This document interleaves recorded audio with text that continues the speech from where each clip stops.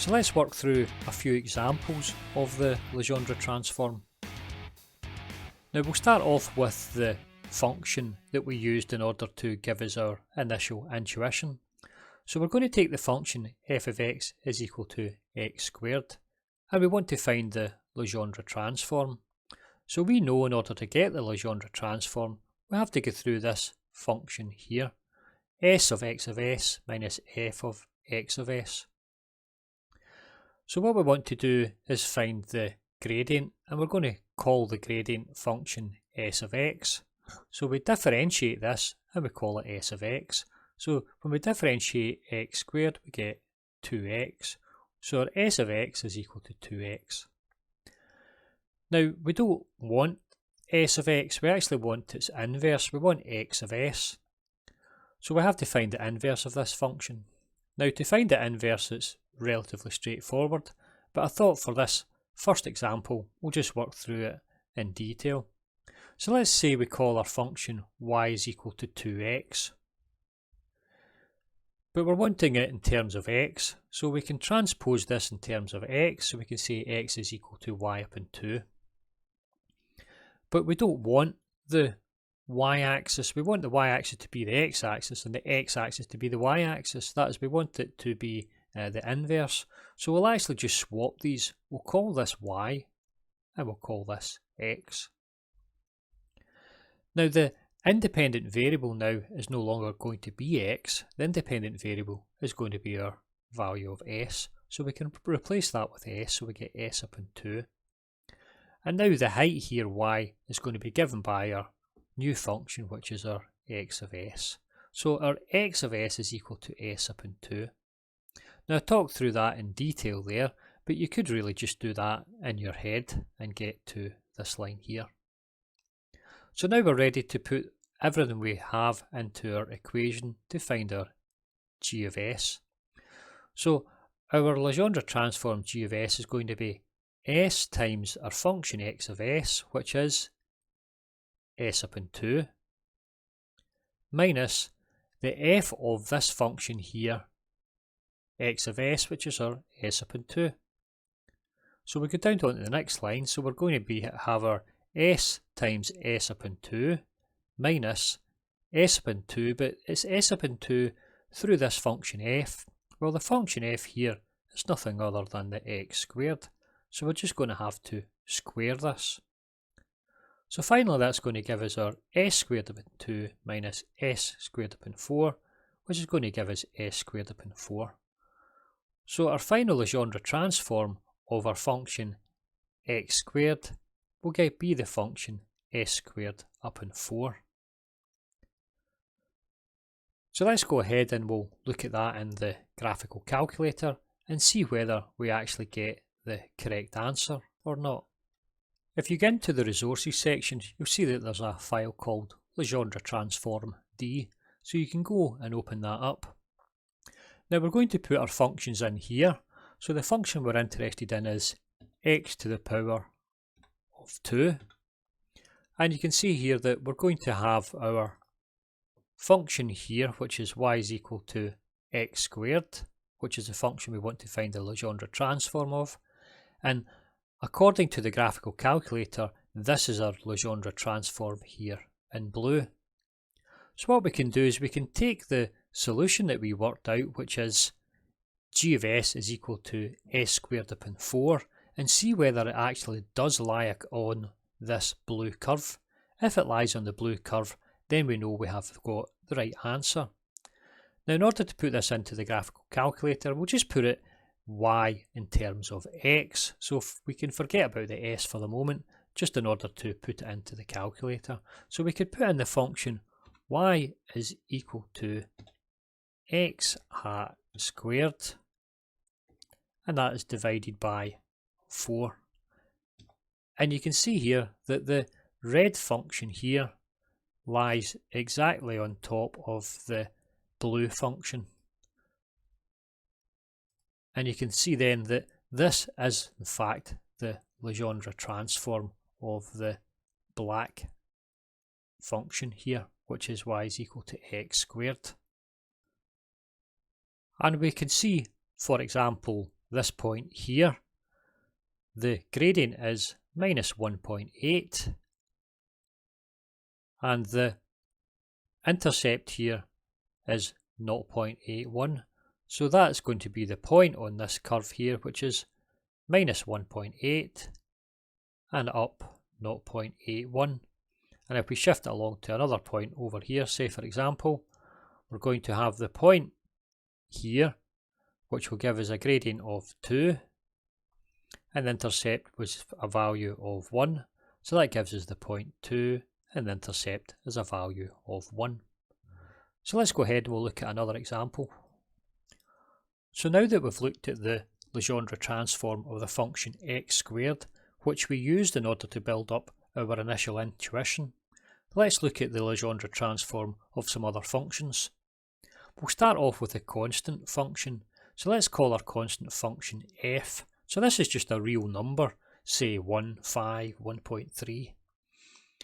So our function f of x is equal to f. When we differentiate a constant, well, we're going to get a value of 0 because the rate of change is going to be 0. So s of x is 0. The inverse of our function s of x will be 0 as well. It's just a self-inverse. We can then put our values into our transformation equation, which is this here. So we're going to be left with our g of s is equal to s times our function here, which is just 0, minus the f of our function x of s, which is just 0. So we're going to be left with g of s is equal to minus f of 0. So the f of 0 is just going to be our value of f, because it doesn't matter what value you put in here, the function f is always just going to be a constant, which is itself. So that's going to be given, that gives us the value of minus f. So the Legendre transform of our constant f is going to be the negative of that constant. So this will be more apparent when we see it in the graphical calculator. So let's go and have a look. So let's put our constant term in here. So our function is just going to be a constant f, and we can add a slider.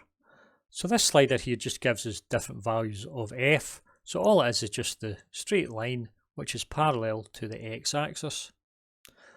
So in this example here we've got f is equal to 1. So it means that the gradient of this is going to be 0. So it means that the x coordinate here is always going to be equal to 0.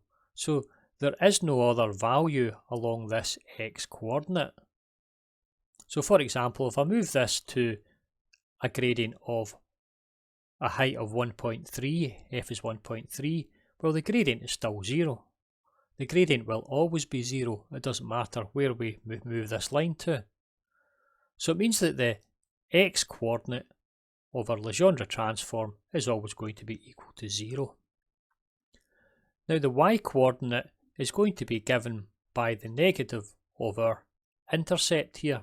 So in this instance here, our intercept here is 0.7. So it means that the Legendre transform of this is going to be given at point minus 0.7. So the Legendre transform of this entire line here is just a single point, which is along 0 and down 0.7. So it means that the Legendre transform of a constant is just going to be the negative of the value of that constant. So for example, if I put the line down here, you can see here that the function, our function is minus 0.8, but the Legendre transform of the function is just a point at 0, plus 0.8.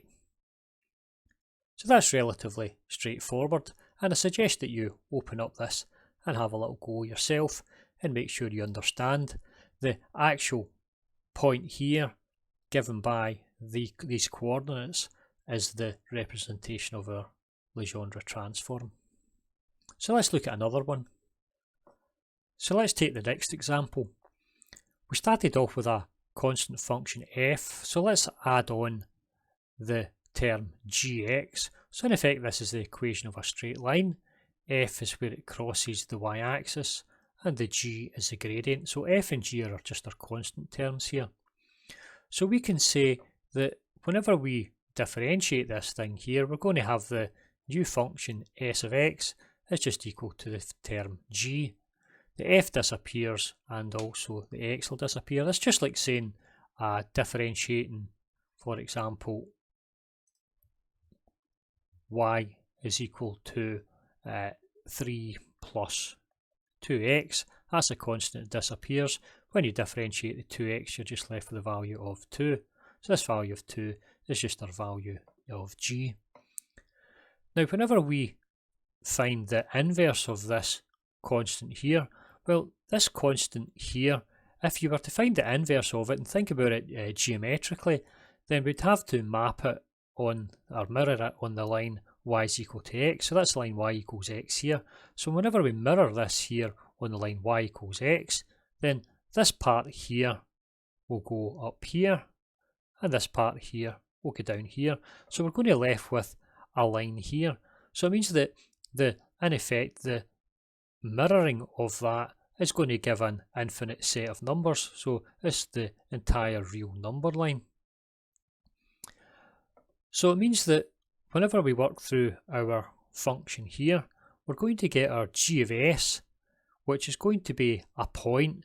Now the point is going to be given by the gradient g. So the gradient g really is how far along the axis you come here. So the distance you come along here to hit this is just our value of g. And the value that we come up is going to be given by, again, the value minus f, which we've seen whenever we looked at just the constant term in the last example. So again, best seen by example. So let's go and we'll have a look at it in the graphical calculator. So in the last example, we simply had the constant term f, which ran up and down the line, and it meant that the Legendre transform was simply the point 0 and minus f. So if we were to add on the term gx, and again we'll set up the slider, and you can see now that we've got the line here. Now this line here is going to have a gradient in this example of 1, so it means we're going to come along 1, and we're going to go, in this case, down the value of f, so that f is going to be the value of 1 here, so we go at the point minus 1. So it means that whenever we adjust this value of g, which is the gradient, you can see that we're going to move along the line from left to right. Because the gradient is changing all the time, and remember the x-axis now is the gradient, but the value of f, that is the y-intercept, is held constant, so we're always going to be a value of this, in this case minus 1, but we could obviously move it further up. So the f is going to be able to move the point up and down, and the g is going to move the point left to right. So it means that we can generate the Legendre transform, and the Legendre transform is simply going to be given by the value of our g and our minus f. So if I was to leave this and let it play out, you'll be able to see that we can map out just lots of random points. If I zoom right out, and you'll see the point just moving round about in a random fashion. So let's look at another example. So the first term we did was a constant term. The second term we did was the constant plus the gradient. So this gives us a linear term. And finally we're going to add on the quadratic term here.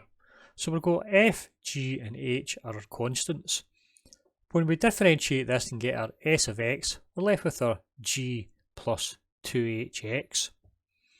Now whenever we work through and find the inverse of this, the inverse is going to be given by x of s is equal to s minus g upon 2h. So you can check that for yourself. We then put these values into our equation here in order to generate our Legendre transform. So we're going to have our Legendre transform is going to be s times x of s, which is this function here, and it's going to be minus the f of this function. So this function here is going to be given by our s minus g all upon 2h, but it's going to be that function through the function f. So that's going to give us our minus f minus the g of x, which is s minus g upon 2h, minus the h of x of s, which is going to be s minus g upon 2h, but it's going to be all squared. Now, I'm not going to go through the algebra here, but when you go through the algebra, you're going to be left with this equation here. So this is going to be our Legendre transform of our general quadratic equation. So let's go and we'll put that into the graphical calculator and see if this is actually correct.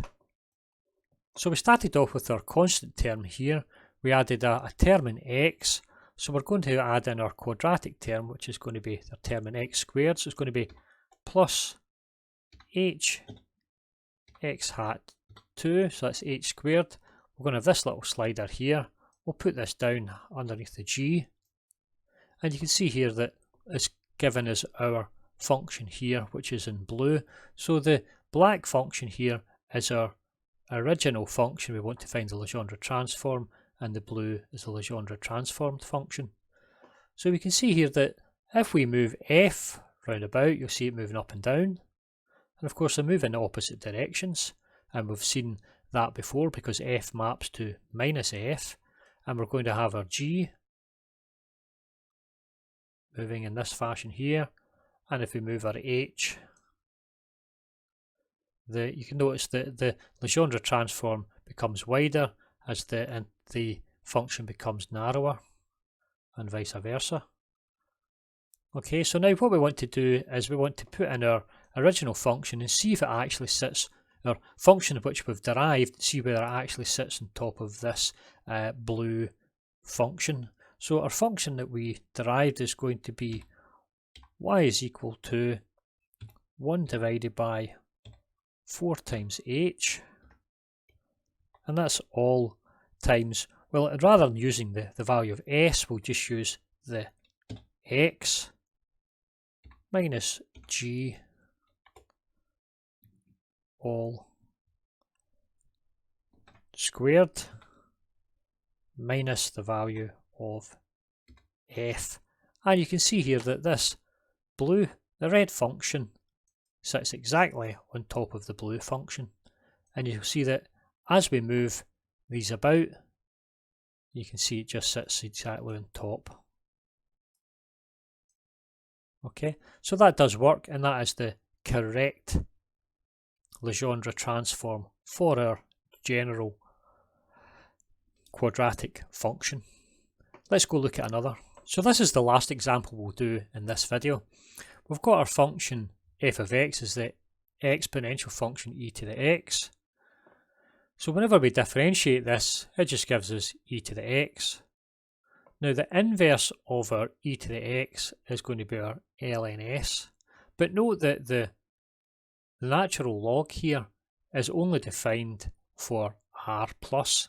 That is all the positive reals, not the negative reals. But we'll see that whenever we look at the graphical calculator.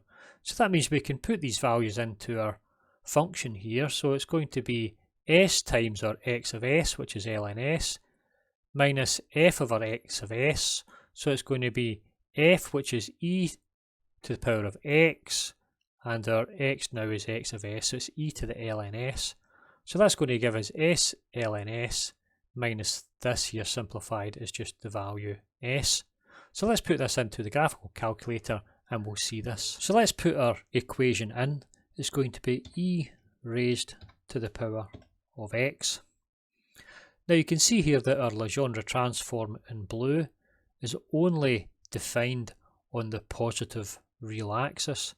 It's not defined on the negative axis. And you can see why that is. If we take our original function e to the x, which is this function in black, whenever we differentiate it, again we get e to the x, which is the same function.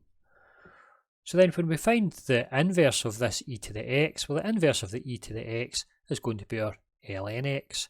So in effect what we do is we take this function here and we mirror it on the line y equals x.